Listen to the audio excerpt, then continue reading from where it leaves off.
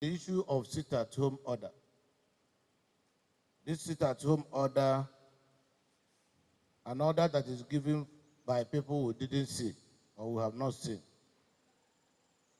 I want to call all of you to ignore that rumor of anybody sitting at home and come out to do your businesses. The truth of the matter, we have identified 5 Imo citizens who are behind this plot. They have been funding this plot. They have been funding banditry in Imo State.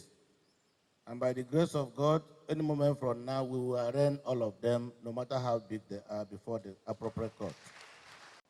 And I want to also use this opportunity to advise the petroleum marketers in the state that my government will not sit back and allow them create artificial scarcity and be selling fuel through black market in the night.